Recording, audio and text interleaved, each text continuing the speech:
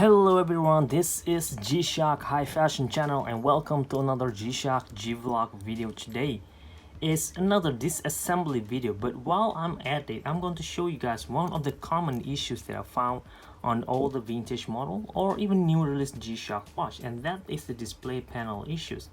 For example, this watch, as you guys can see, they have one part is light up and some parts aren't light up. I'm very certain some of you guys has experienced this or found this issue somewhere while you're purchasing old vintage model or from your friends or any photos online. Just look at that.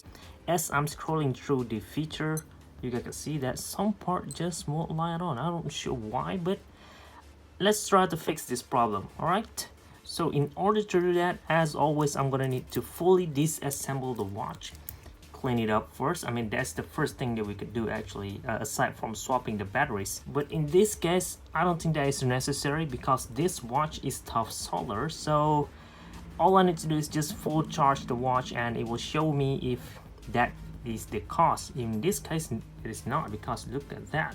The power are now at full charge. So that's definitely not because of the low battery. So probably some sort of dirt gets in there, you know, between the connector to display panel and all those. And you know what, we'll get to the details after this. Now let me show you guys how you could deconstruct this G-Shock watch. As always, I'm going to start this process by removing the watch band because it is really in my way right now, and I'm guessing by looking at it, I'm guessing it is just locked with a simple spring bar, and there it is, already popping out like so. Hold on, wait a minute, let me flip this silicone mat for better gripping. All right, now the watch band is out. It is based in titanium basically, so this is titanium bracelet, just in case you guys didn't know. All right, push this thing now. All right, take it out. Two spring bar, pretty short one. And just in case you are wondering how you could adjust the size, as you guys can see, they have arrows pointing over here where you need to just push the pin like that, and then you could customize, adjust the size of this bracelet. So that's as far as this watch band. Nothing much to see here anymore. Let me put all this at the back. A lot of dirt, by the way, so I really need to clean this watch either way. And next is I'm gonna need to remove this metal cover. It looks like the lug is made out of metal, but if you look at it from the bottom, it is not. It is resin but covered with metal just to support it even more. And what makes this part interesting is that it has this type of screw lug. It is similar as the one on a GD400 or the MTG series G-Shock watch. I already loosened up this screw to make this process a lot quicker.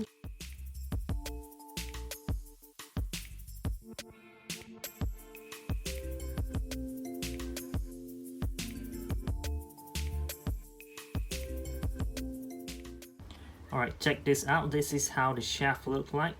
Empty shaft in there and screwed it at the end just like that. And now we could remove this metal cover like so. Pretty thin, but it is indeed made out of titanium, so you know right away that it's really solid piece. Same goes with this side. And next is we're gonna need to remove the side screws.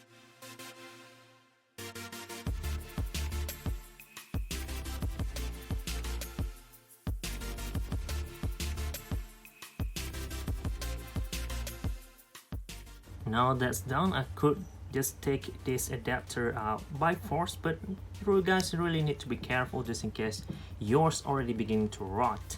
So like that.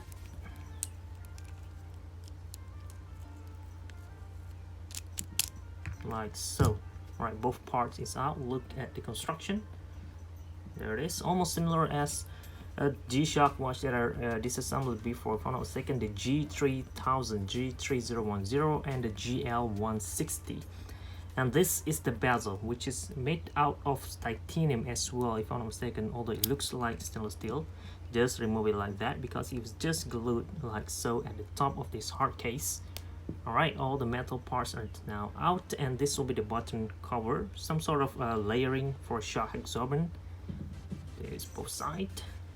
And here is the hard case of the watch. Oval shaped button, very reflective, and G button at the front. And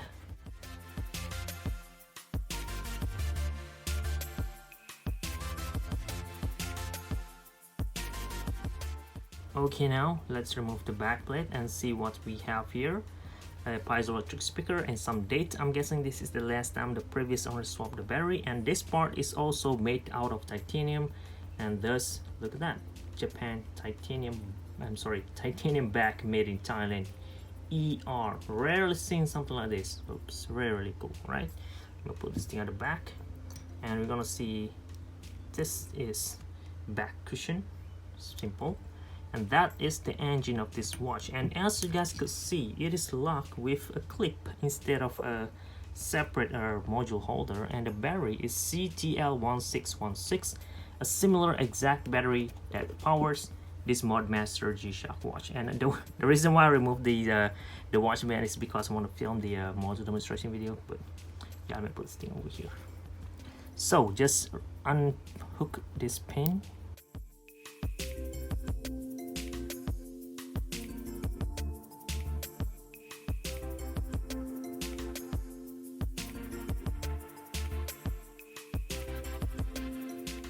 I almost forgot one thing. If you guys look closely, we have a Casio Thailand sign below it, and if you look even closer on top here, there's a tiny screw that's holding this part of the watch. This is, I believe, to be the memory card. I'm not sure what that is, but since this guy has a timestamp function and also a telememo as well, you could store information in the watch. I'm guessing this is where it was located, and I couldn't pry this part out. It seems like it was glued all the way to the sides, so it sounds like it is hollow in there, and they have a ribbon connector all the way to the circuit board as well. So I'm going to remove this tiny thing first. And you know what, I almost forgot to show you guys one more thing. They have a spring in here in this back cushion. Pretty weird. I'm not sure where that goes, but yeah, something to think about.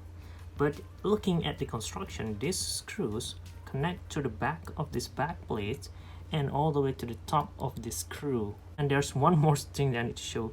This really long spring. This one goes in here, all the way from the front, connecting all the way to the back plate as well. A lot of tiny parts in the watch, which I do not really know the purpose of, but it is really cool, since I don't think I had ever disassembled a vintage G-Shock watch before that came like in this very complicated construction. This is the tiny screw to sign out, and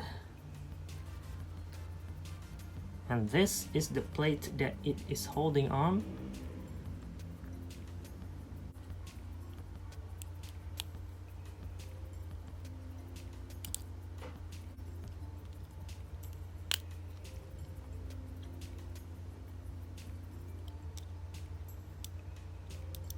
And here is the engine coming out now, like so. And look at that, this is the connector to whatever the thing that is in here. I'm guessing that's the memory card. Look at that, a lot of electronic spots in there, so it's pretty cool. The button was supported with this metal part of sheets here to hold the solar panel into place as well, and there's two springs to connect to the solar panel in there, like so. There it is. And yeah, there's the solar panel in there, and 3i of course for indicator and all those. So that is all as far as the interior of this hard case of the watch. Let me put this at the back, but I need to clean it up as well. Oh wait, I almost forgot one more thing. There's this connector over here. This goes all the way from the back to the back plates and connect to this metal bezel. I'm not sure why, but it really connects like so. Just wanna look at that. That part really connects on top there. You touch it.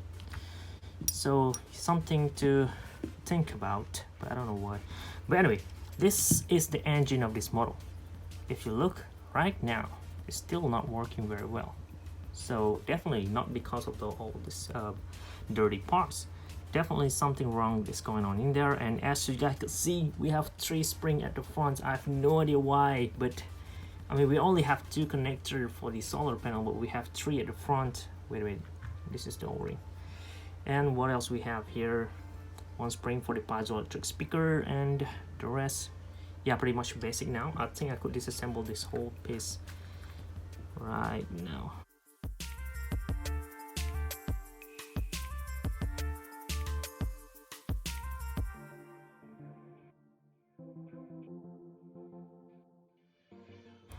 I think I could remove this part. This is what holds everything into place actually. There it is, metal, glossy finish. And this is the first compartment, which is for the battery compartment CDL1616 again. First thing over here, looking great though, nothing weird going on over here, you know, everything's still connected to the circuit board, you know. And this is the circuit board, looking great as well. I don't see any imperfections at all the circuit lines still connecting, although if you look closely it does look somehow a little bit dusty. Check this one out, a lot of scratch. It probably affects this process, so I'm gonna need to clean it up using the rubbing alcohol or paint thinner as I always did, you know, just to remove all the dirt. Probably that will help. And next is the connector. So this connect to that and light on the display panel, so that's probably because of this as well. So I'm gonna need to clean this one up and another one, so just to make sure that both of this is clean so that everything could connect properly. If I couldn't fix by cleaning this, I'm gonna need to replace this or this whole engine. Probably the connector on top here, the lines have some sort of dirt as well, and it seems like I just dropped 3 of the spring that connect to the solar panel. 1, 2, 3 in gold colorway. And I think I could remove this EL panel or compartment as well now. All I need to do is just remove this black thingy, sort of like shock absorber, or just to close it up. Remove this part out, and now I think I could remove this display panel already. Just push the clip to the front and there it is, pop out right away. And as you can see, we have this panel here to put logo and a backlighting logo, and this is the display panel, which I'm gonna need to clean, especially this part on top here that connects to the circuit board. There it is.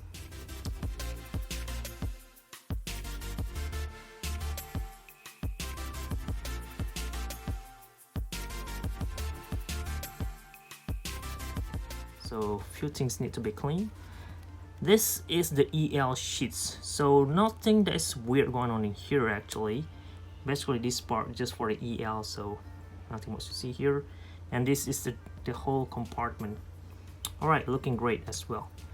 So as you guys can see, this is all the parts that you are gonna get out of this, let me check, GW700 model, which is surprisingly a lot for a model that is really old and don't have a lot of cool functions like this guy did. I disassembled this, not all the way through, but it is really complicated model. But this one's really something else, very incredible. Didn't expect this type of construction at all, and yeah, this is it. This is how to deconstruct and locate the issue if you have any in your G-Shock watch. Now I'm gonna need to clean this up and assemble it back and show you guys if that will work on a separate video.